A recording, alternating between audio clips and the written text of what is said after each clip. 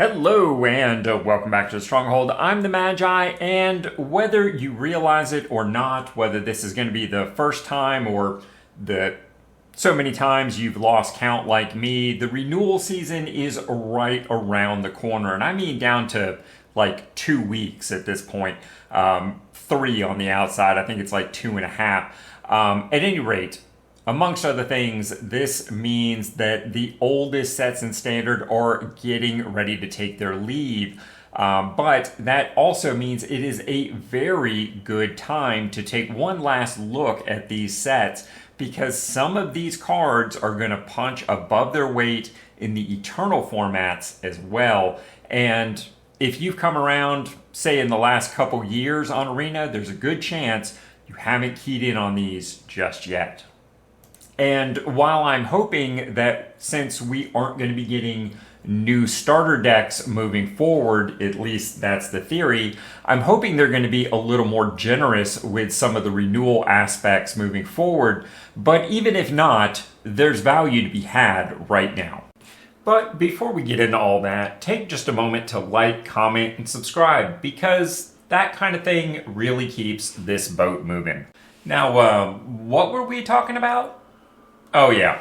Believe it or not, I've been around Arena for so long that I remember when it was nothing but Standard. And in fact, when rotation happened, they had no choice but to delete the cards because they were kind of useless. But of course, since then, the Eternal formats available on Arena have grown by leaps and bounds. In fact, it kind of seems like we have a new one every time we turn around now. I will try and assist you in making small, strategic, and versatile investments in your Eternal collection so that your wild card pool continues to grow while your Eternal options do as well. So how do we go about doing that? And believe it or not, this is already built into the plan. By opening on average 105 packs that you receive for free, or by grinding, you will actually generate about 20 uncommon wild cards and another 20 or so of some combination of rare and mythic. And of course, this doesn't include the incidental wild cards that you actually receive in the pack. This is just accounting for the wild cards that you receive on track for opening packs. I tend to recommend reserving those high rarity wild cards, your rares and mythics, for upgrading decks which have already proven themselves. You enjoy playing them, they have good win rates, and you're just looking to make them better through significant upgrades. On the other hand, those low rarity wild cards, your commons and uncommons, are the perfect resource to use to expand your format and archetype options and find new things to love. As a person who thinks about budget play on Arena quite a lot, I find rather than trying to think about every possible deck that you could build or card that you might want, we can stay more grounded by focusing on what I refer to as the 4 pillars of budget. That, of course, being the mono-red archetypes, brawl or other singleton archetypes, your build-around, particularly uncommon cards, and those highly versatile singles that you will use over and over again. For those that may not otherwise know, the 4 primary sets that are going to be departing Standard very shortly, like by the end of July, are Dominaria United, the Brothers War, Phyrexia All Will Be One, and March of the Machines, and its companion set, Aftermath. And of course, that means these 4.5 sets are going to be the primary focus of this conversation. As budget players, we spend a lot of time talking about red-based aggro decks. Not only are these always solid budget options for any format, but they often represent the most played deck in any given format and have impressive win rates to boot. And nothing cements you into an eternal red-based aggro deck from this rotation the way Monastery Swiftspear will. And if you're going to be crafting these, allow me to recommend going for the original Tarkir artwork because, well, it's just so much cooler. And hey, nobody knows cool like a middle-aged white guy. Am I right? Uncommon commanders can make for a very budget way to break into something like the Brawl format. And amongst the many legendary uncommons available in these sets, LSL Core is by far the most unique and interesting of them. This gives you a nice way to break into those aristocrat and life gain deck formats. Or should I say archetypes.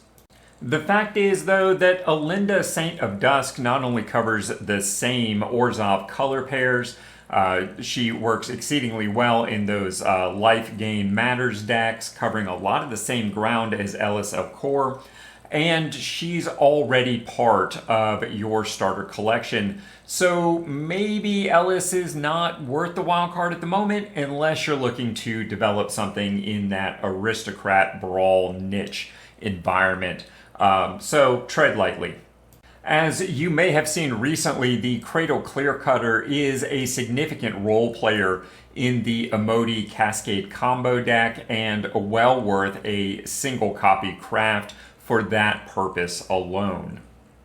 And on the opposite end of the utility spectrum, Plaza of Heroes should probably go in every single Brawl deck you build between now and the end of time.